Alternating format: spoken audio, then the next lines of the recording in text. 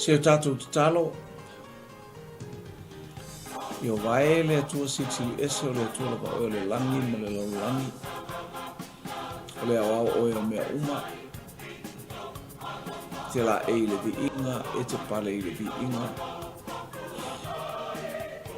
Tōtu tuli tuli vai uma ma tau tau e laulo whaiwalo pa ia ma lau mamana.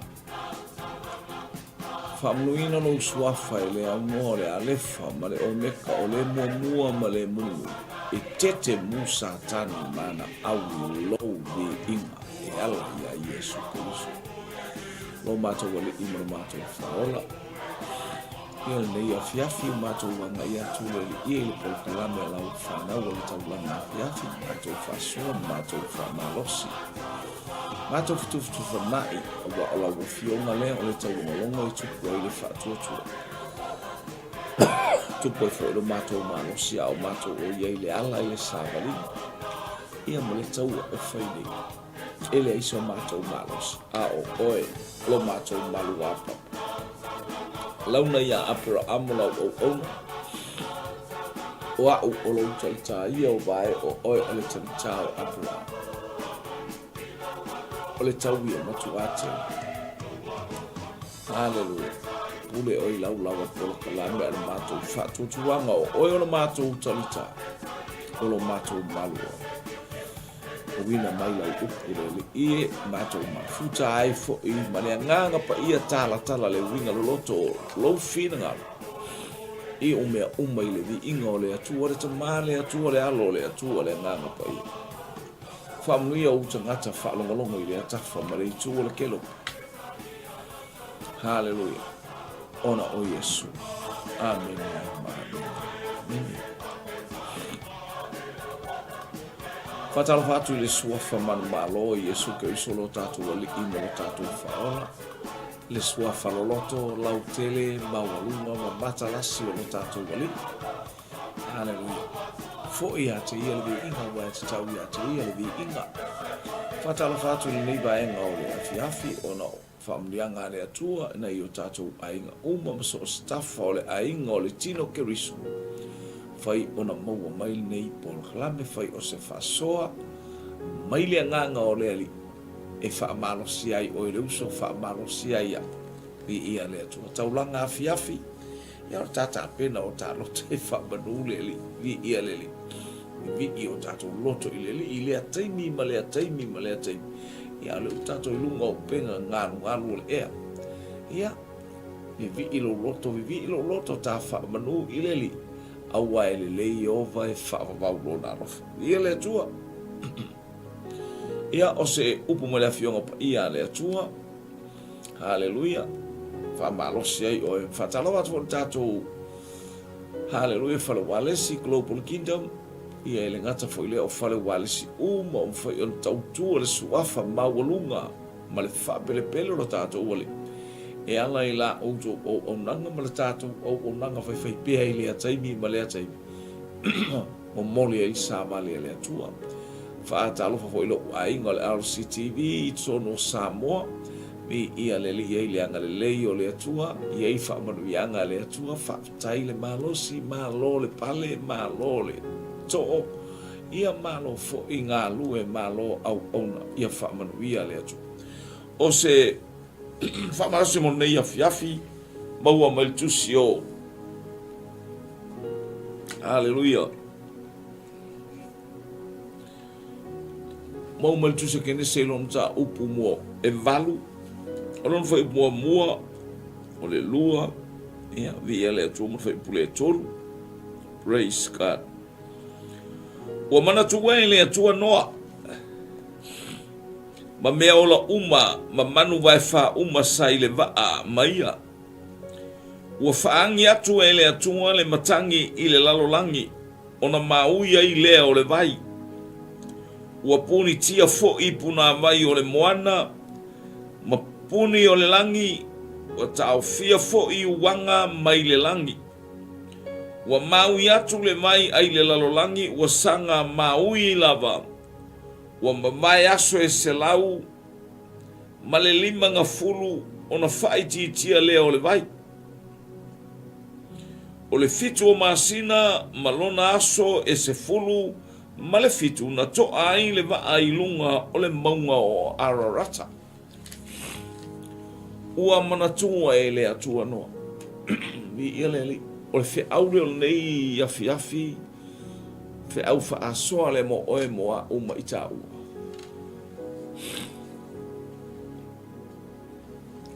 E manatua oe le atua i lau o nanga. E manatua oe le atua i lau o nanga o tala masani. Hallelujah. I le ulua i lalolangi i le tātou te ia in tātou te whaalongolongo i a noa. Male la maftanga male atua. Praise God. Pe ia ole pokala me le whai atua i le atua whaule wa noa. Mea umana tāpena. Hallelujah. Ti ngā mawhainga tā sa whaua i le waa. E whapena no wolanga au auna malau soifua au auna i le atua. E le whaingo fie.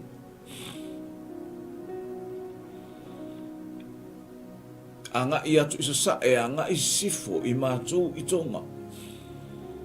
Tōnu ole ngā nuenga.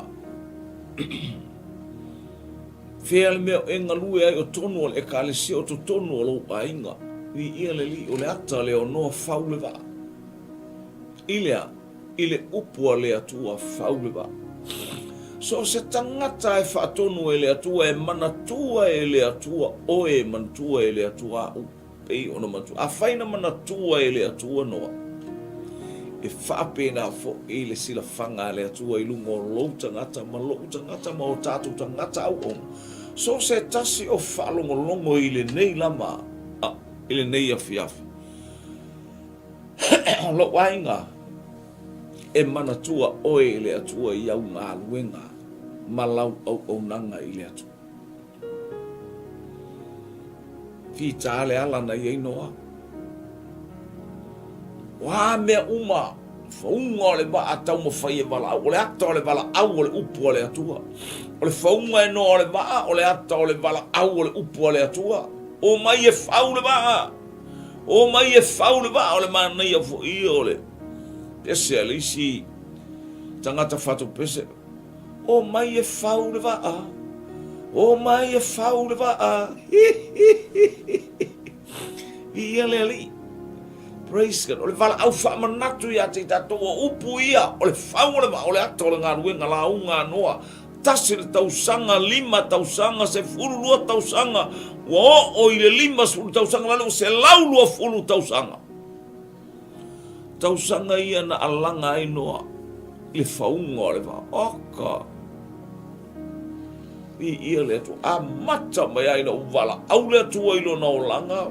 Ta pena noa, ta pena le wa. Ai pe on tatu wa ai le whauina le wa. Hallelujah. O lana whanau ala e la uatu la au. O tai to lua ana whanau la le atu ma le vai. O a mea uma le whainga o mea ai. E le ngata i lea o lona to lua. Hallelujah. Fisoso anoa. Sawi e. Whaise koma. Sawi e. Ala lai ngā lului. Matata ese le ainga. Whau le wa. E manatua oe le atua i lau o nanga. Le ase meo e au nai i le atua i le ataimi, ma le ataimi, ma le tu aso, ma le tu nai ta penai oe. Hallelujah. Mo mea umal ngalwe. E sila fia e le atua. Mea umata te whai. Hallelujah. Wo in whaatonu e le atua ave manu i tutonu. Wo in tangotu le atua tāpuni le waa. O to toi fo wanga e pe on tatou whalongo. I le palasi o wanga i lungo le fonga ele. O tupu le vai. O tatana ele atua puna mai sos e mea le langi ma le lalo langi. Hallelujah. A le fai mai e su o na po noa. O taimi neu, o na po noa e whape nā le taimi nei. Hallelujah. Tele i tu e ngā porokalame. And tapa lava Yesu. O na po noa e whape nā le taimi le o tātou whaatali e morisiti ang. Le o tātou whaatali e i mea umalamba. Whai meina tapuni e le atua le wā. mana tua e le atua noa. I teimi uma o ngalue. Leu ta umai le mata upu e valu. E a mata i alfa e ua mana tua e le atua noa. Lai ai noa i tono le vaa. Lai malo lo ai noa. Lai ai wha manu yanga le atua. Te roi to le tala tu spa i ai lia le pufa umai wha pena. Haleluia o mai le angeru sili ia male au mai le langi. Male ali sili. E mua toi tu oe oti o iake riso no fato a li hua leo i tato oe ola matotoe. E mana tua e le atua oe i lau au nanga. E mana tua au i lau au nanga mea umata te whaia e le ais e mea. E pongi sa ai le langi a te oe. E malama mea umalanga o loa tua o le malama e mita ma o mi mita ai te imi uma. Wa usta ngata o lo mi mita tele. Lo uolanga o se lo uola mi mita. Au tuaftai i le atua. Ona o lana afionga pa ia. Ona o lana upu. Awane i mita le tangata malosi le malosi. Awana i mita. Hallelujah. Le tangata poto i lona poto. Awana i mita le tangata mau oa i ana oa. Aia e mita tau lava le suafa o Yesu ke. Mita ona ole li wa e lo o mea uma wa yo lima o mea uma wa faia yo lima wa fa. Ta mawa ngai oele atua ia e mi mita malowi loa mle mautino ana lese no yeoma. Na ia te o tele ma faia se me. Ole alo mitanga. O te mi mita ai lava ma o so se me o te mi mita ona le. Faia ele atua o mea silsi. Le ale me o faia ma ova ai atu na alo ufafta ia e ile atua. Fa manu le loto ile atua si ili inga ile atua. Ona o ana whamanu yanga i lea taimi ma lea taimi. Ua mana tua i lea tua noa. Ni ia leli. Mea uma lava ua maui le vai. Mea uma o le taimi e ta pena i lea tua noa. Hallelujah. O le anta o le whao le tanga. Praise God. Ua mawhai ona. Nofo ai le tangata whatotua. Ni ia leli.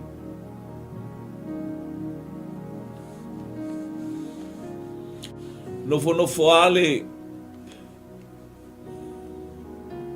le kuka a nofo ale tautu waina farao. Male fia male oli wa toi fatu lai. Wa toi fatu lai ia ilo na tulanga ole tautu waina. Ni ia leli. Kapena oi pao in fa manu ia le atua i se mea. Le a se mewa ngano mea uma. Ia te oi. Eisia, wana alo fia. Malo whaftai wale ai se oti. Po se mata o le pelu e tuina ia te oi. Ona sa e le fale pui a le wato e wana i lunga ulu. La le ua oti le fai mea ai. Olea, tautua sua. Tautua e ai mua ele ai tupu. Yo ye mana ia voi e fa manatu ia te tatou le tatou te ai mo moele ai tatou matua te mo ana e ai ele ia vese me ai fai fia ele ia vele me ai le fai fia yo ia la te manuia ai lo wa ile malosi mau ma fau ngai lo wata mai malo poto aya o mea ua uma ona tu uma tabanga o mea lai fai mai ele tu spai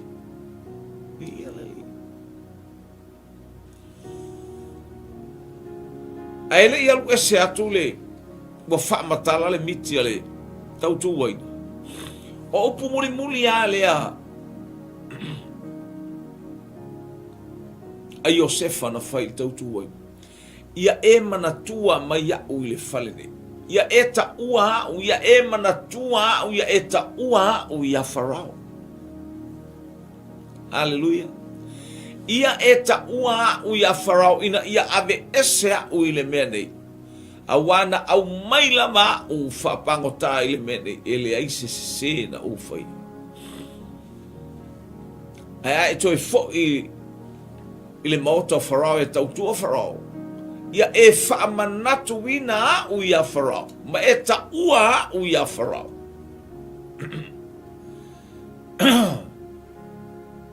Lua tau sanga o mawai. Ai ua e vai lau whau manu le tautu wai. Pe wai rau whai atu. E olo ina manuia oe, hallelujah.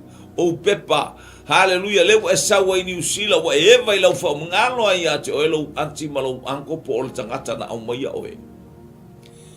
Australia ni sa me se tatou ia. Wa e latu i, wana la o whai mea loto i ai aia. Wa ngalo i ate oe lau anko malau anti. Hallelujah. Fatua e te ia. Fatua e te i mulimule. Ina watupu se whaalawelawe i ate oe. Ta umai e mo mia se ta maa. Ia li se ka maa lai sa moa. Fia saini le pepa o le ase me o mana o mia ele. Ele ofisa le wa e solitu la fono. Toa e mana tua i o lau aina. Toa e mana tua i o matu. Lo wola fo e tele mantua ni matua i Samoa. E ola i Australia tele mantua mo se mea o yeni o matua ni au ainga wa so na. I ale ali. Ai o olo ile aso le mitia farao. Praise. Awala le atua o le upu le atua e mafono fato awala le atua le anga le tangata o le atua na fa matala le mitia. O le ala na saunia le atua, this is the time that Joseph we are released. We are going to release. Taunu fasa loto Joseph. E mana tua oe le atua. E ia Joseph fai to tonu ale fale pui pui. A ole fina ngano le atua na alu ma le tautu boina. Oh! Wa fai le mitia farao. Ele mafaya ele au popoto. Ele mo fai ai fataula i to ai tangata umata mamaina i tono for. Ile ainga o farao male au ofisa farao ele sis. Aya, la wanga yo i mai le atua la le wanga i ane le atua nga ele. Hallelujah, ile tautu waina. O e manga kua ngakale fa makala la ta ulo le miti. Wa, lewa. Hallelujah, fio atu le atu e wha manatu i. E manatua o e le atu. Le ala na halu waine tautu waina. E mala, au lofa, waina. Sa vali atu le tautu waina male ipu. A o tu atu le tautu waina wa musu atu farao. Farao ia so i fua o e whavavau. E se fe au te fia tau atu ia te oe winga i lau miti. Ia. Tala nao mai. O loo wa turi mata i tangata fo e whai a mea umal whainga o vai wha taula aitu a tangata o aikupito. Whai a matiru tira po le ale. Alau le vatunga o le waina la matiru tira vatu o tu le tautu waina o tala noa tautu waina. Asa! Awa release le atua. Hallelujah le tautu waina tala noa. Wa i oe fo i le loto wharai tautalia le tala. Ai le tala noa stautu waina na are save wale waina. Sip the mouth and walk around. Save the wine. Farao. Na oi le whale pui sa e tu ina ia iau. Olo ia le pangota mai e peru. Le ia le tangata e peru o le pangota. Na ia whaamatala maa miti. Ma le whai mea ai. O la o miti o te toi fo i mai e tautua oe. A o le miti, a o le taunu unga o le miti a le whai mea ai. E tau lona ua. Tau no o le lei. Lava ngā me pele whai. Tō, lava ngā me pele whai.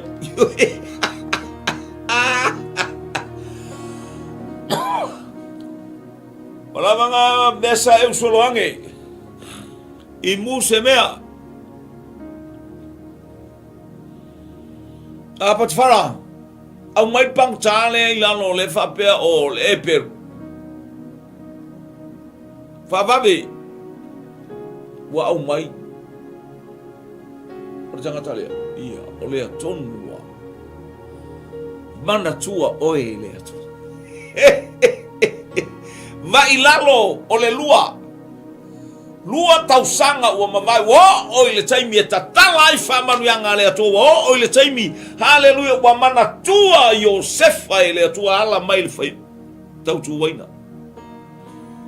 Na ngai yoi ai le nganga o le tautu waina le anga o le polokalame le a le atua wa ato toa. Hallelujah se ia oina ma ai kupito. Hallelujah a o lalo le whatau nuina o le au nanga le tangata e peru ma le tangata o le atua.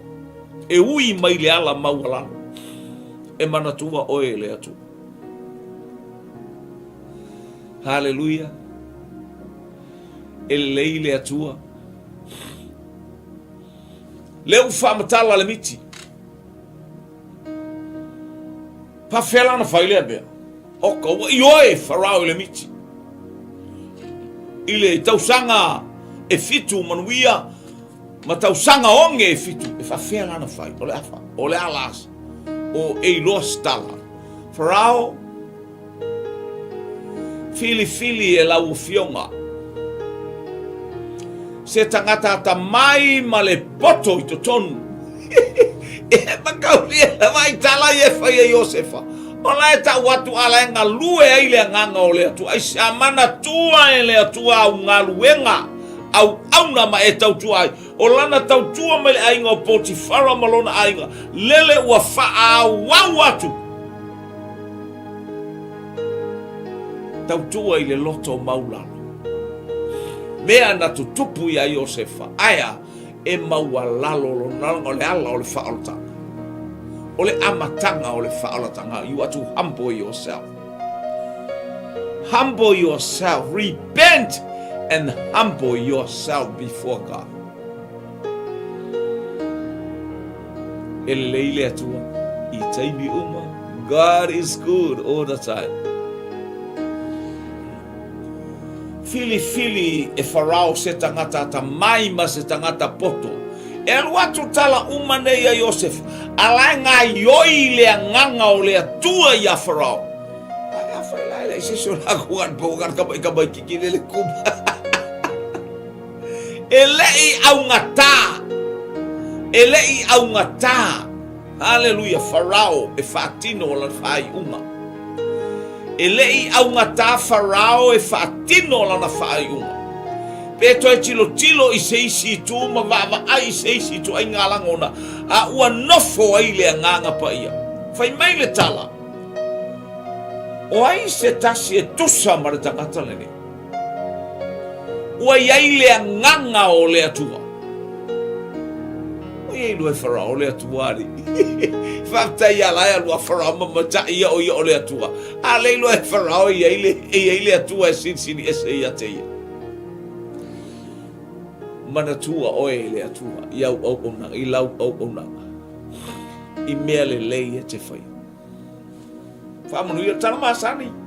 Whamanu ilo ainga so se mea te ia o afi ta o afa inga ta. E se i mai oe. E au mai lava oe. Hallelujah. E tō manuia i le aitu ma le aitu o mo mia. Le lewa tūla i mele tangata. Tūla i mele tangata na ole no foa.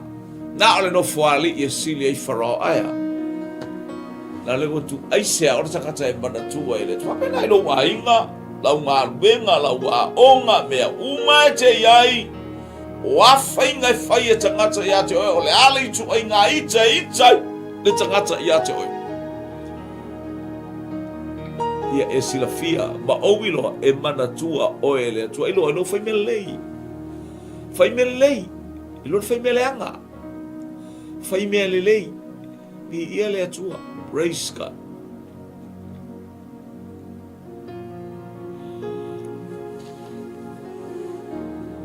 Savali mai tupu o asueru 𝚟𝚑𝚎𝚘𝚎.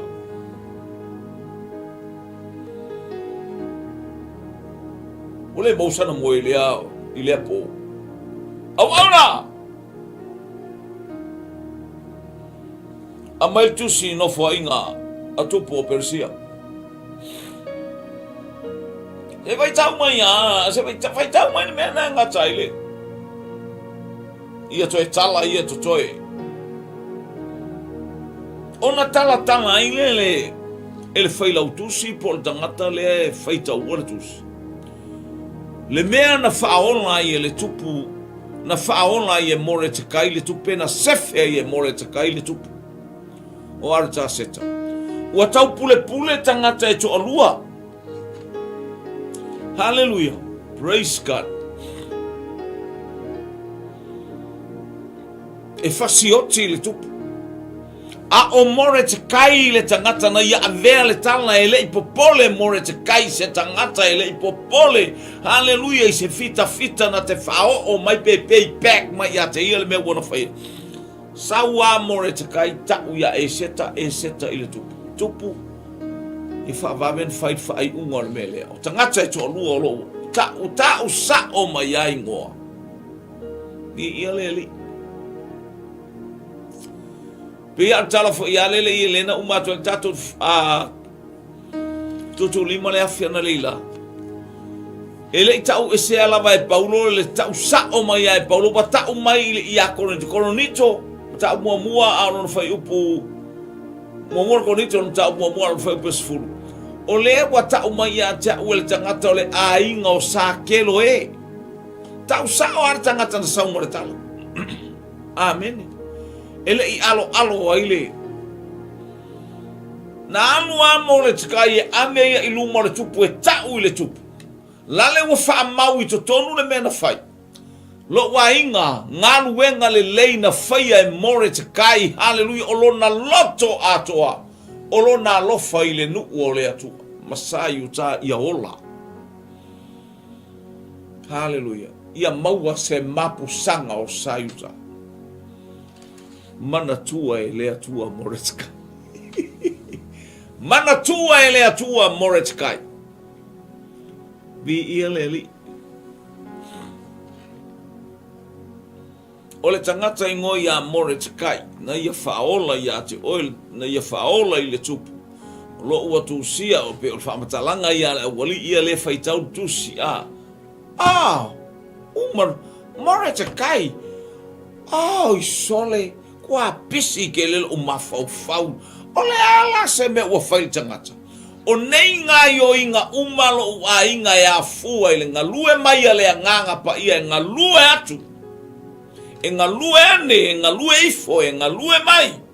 I le a. I le whaafeiloa ina o le mana onga na i atu. E langa e mana tua oe le tangata whai mele lei. E mana tua oe le tangata tau tua. Ele atua i so seala. Mea umana fai e more te kai. Hallelujah. Una pele ia te ia e seta. Ai sa ia tau mo fai a vatu e seta balona loto pe atusa male fina ngalo le atua. E o fofongia le mea. O teine o le tawheanga ara lu fai muto o lua le tupu. Sea, e mana tua e le tupu lona nu. E mana tua oe o le a ai fa pele a le atua. E mana tua oe o le tofi o le atua. Ele no foi moretkai. Mana tua e le atua moretkai. Malana au onanga malona loto fia fai melelei i ayutaia lona loto fai melelei le ainga fa pename o me te faia. Wani mea oe mafau e whaile a inga e tau whai e ui atu se awara se te ele se manatua na oe le atu. A e manatua oe po le ano tau ma whai se mea lei tau tua le a inga. Tau tua utua ngane, tau tua uso, tau tua utua whawhine. Hallelujah. Nofo ma vava ai, nofo ma mao ma e vava ai wa lewa na e sau New Zealand. Lela la tu fa pisa se me sa mo ni me tupu i sa ba ma ko fangua na ma ko sa le te no foi New Zealand Ai a o la ina ia te oe mana tua oe le atua na o mea le leia e te alatu e amelo wola mo le ainga. E amelo wola mo na i utua ngare. Amelo wola mo utua whawhine. E ala i lo matu atu i se mea. Praise God. Mai le atua. All from the Spirit of the living God.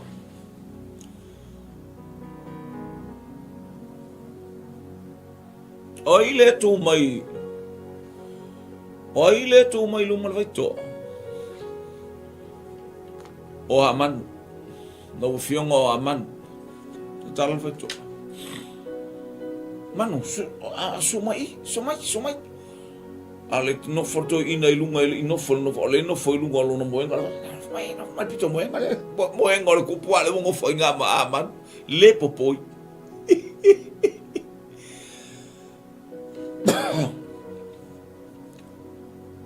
Manu, o le ase mea e fai ia i le tangata ua sili ma whaatumutumu ina i le manatu o le tupu. O le ase mea tauna o faia mo ia. Tau li al tangata. O nei mea umalale wa e vaatulale wa fua maina sava mali mai manuia wa manatua e le atua le tangata au na le lei ma le tangata tau sinu ma le tangata loto ainga more te kai. O le asa ba le oso mai le tangata. Ia lu tato i lo tala masa ni a ili va pe nato te lo tato. Wa ai oe ne i maua oe a o le sa e whalongolongo le upo le atua i lo utau mo whaiti oso tu lo ia. Wa pe ngai marise. Wa me whai me mora ainga le a o la e te lo o ainga i oe. Wa ai le tangata la le tautua i le ainga.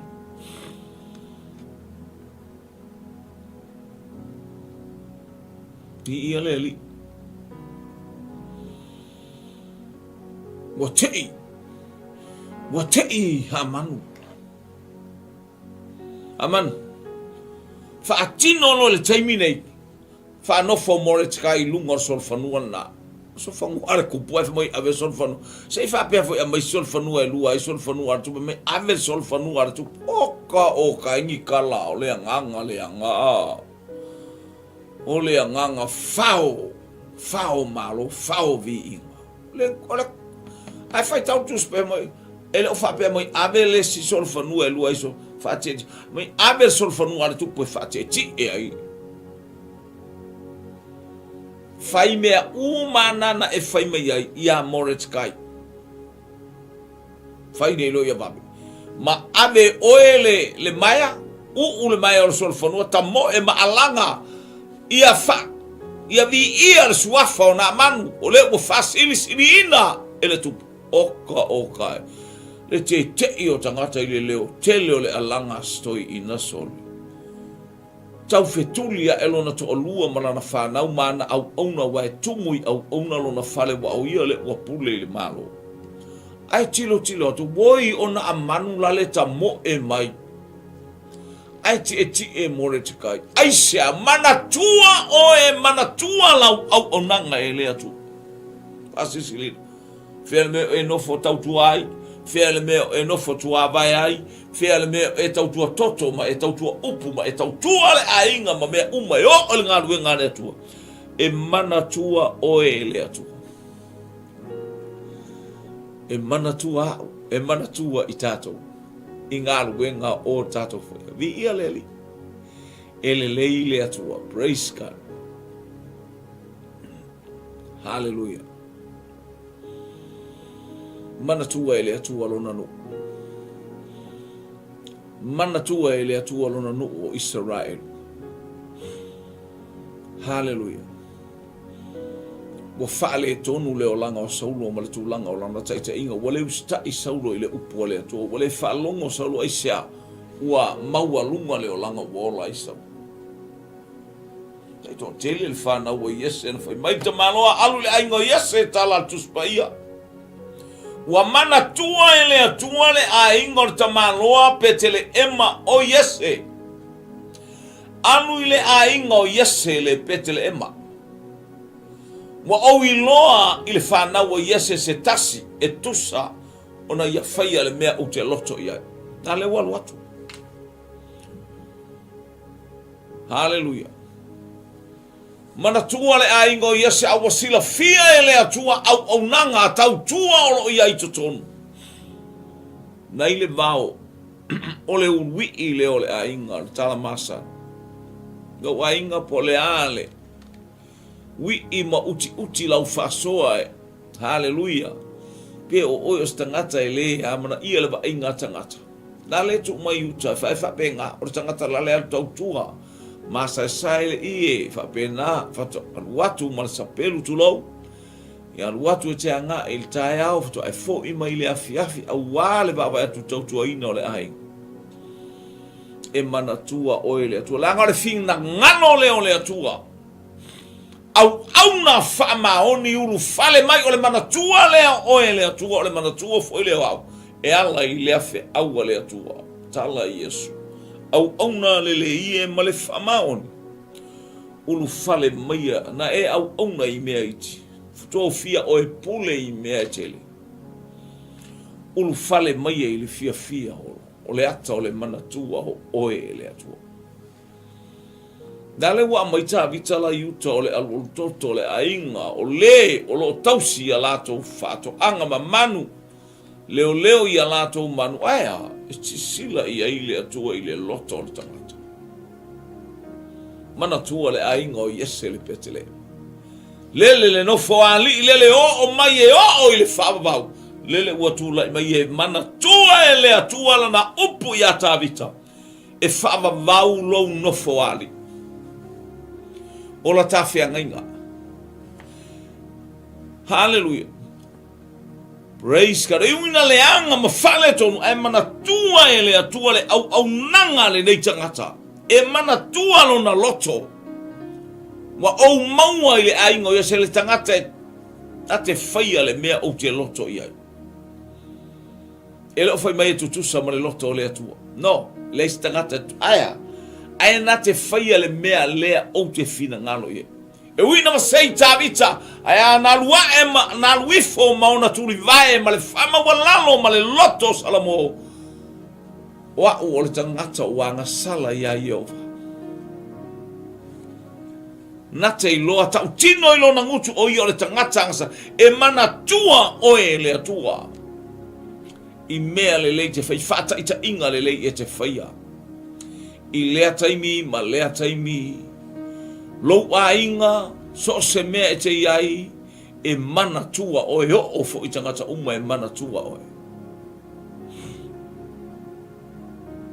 Hallelujah. Praise God. Mauaratala i na ua me il no foali i o Papelonia ua ave esele. Wa be esele malosi sa ya Papelonia ua maua e me tai ma Persia lela ua no fotupu pe me tai. O le tangata ingo i atariu. Ta pena me uma pe fai me e tus pa ia ta upu ono esele manai o na tala ese fo il manai el falongolongo. O le taimi o no fo inga ma le lafo ina o tani elu i le lua o leona. Aya. Ngā luenga le leina mana tua e le atua. La e pisi a la tau fono ai tatalo le tai ao. Tatalo i le au auli. Tatalo i le afiafa. Mai lau tuspa i e fatolu na fo ia i tanielu. Tatala lo na fama lama o le atol. Tatala atu o tatou loto i le langi. Tatala i Jerusalem o le atol. Tatala i lo usiona fale nganga. Malo Jerusalem fale langi. Hallelujah. Matilo tilo atu male loto fa maua lalo ile atu. Au nganu e ngai faie sila fia ele atu. E mana tua ele atua. Le tau pule pulenga le anga ua yai le nuku o metai. O ila to en tutu fatasi matani elu. O lo la ngona yo lato. How come se sauli nei tangata o le polonga. Na mai na fata fea mai na o mai fapolo ale o sau tai ole e fa pena la ngona te do oe haleluya tilo ile ali imana fa manuyanga ele fa ai longa tangata le atu ni ile praise God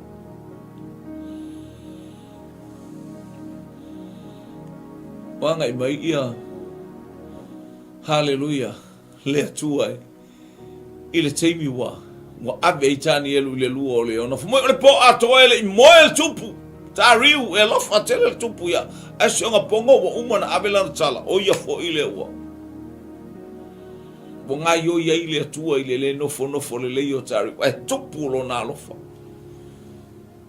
Panga le ua avatu tani elu e tupu i le lua leo. Aya e mana tua e le atua lana au onga. E mana tua e le atua lana au onga. Ne pukanesa e le oa ue whaamatala lau miti. A o i le atua o le langi. Mua ia tau mai mea o le atutupu i ona po amuli. Ai, e pukanesa i sianga vaenga vaeaku le sianga. Ai.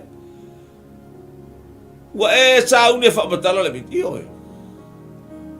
Sila fia e le atua mea umre. Ai le i whaamatala le miti ua wala au tani eru i le atua. Le atua o mātou o au na.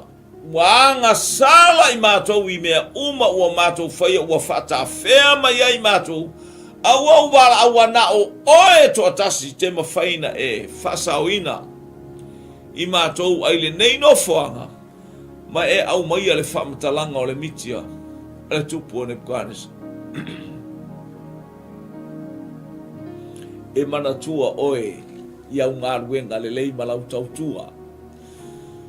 Hallelujah. Muli mai e tautua ele atua. Alanga sisila mai ale atua o ela i titi.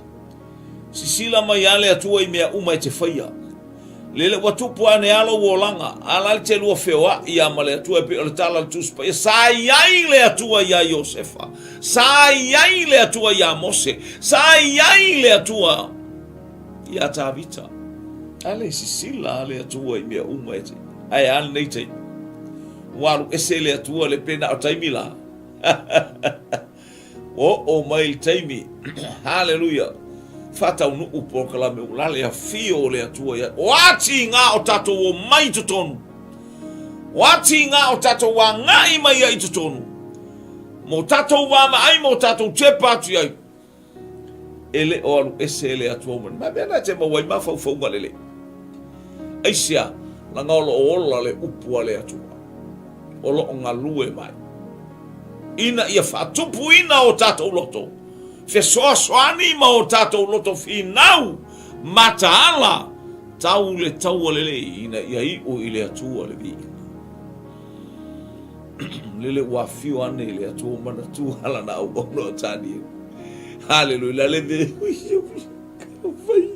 la pale ulo le tupu ile alofa yonga makalo fa ia kagino.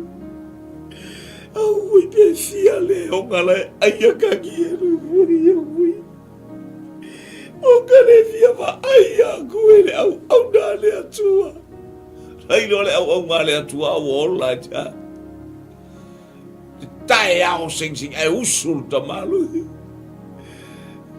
Tau whiunga tupu a whia mai e whaila umanu ta eo. Ko, ngā mea, au koe kala kua masi. A mai leo toto. Hanga o ko o tupu la leo savali atu. La leo savali atu. Hallelujah, ta esele mea, toto alo saule atu.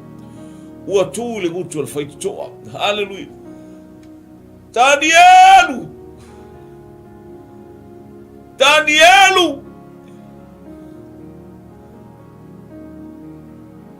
O amai oile a aolo atua. E mana tua oile atua ia ungaru. Whalongo le tali ale tangata e ese le whaalo. E le o tali mai se tali zango. Whamanga mai a. Kele kai o pole ya ke oe kele pole ngisi. Ia. Ia soi fua oile tupu tariu e whaavavau. Oka. Kai makaukia le kali. Na awina mai e lo ua la na angelu tapuni ngutu o leona. Ia le sa matou. Ia le sa matou momoe a Isau. Mai nai te sau ai ufanai leona tautaulo ta inamu. Ia. Mai ale tofuale le ona la tau ia ma le pito e tatau atua i tua ne. Ia mo le lei ale. Ia. Matou. Eva e amba tala noa ma le ona. E manatua oe, po ale ona o lo sio mia oe, e manatua oe, tele le maule ona. O lo fai o kala, o lo fai upu yake oe, o lo fai oe mafili. Manatua oe le atua.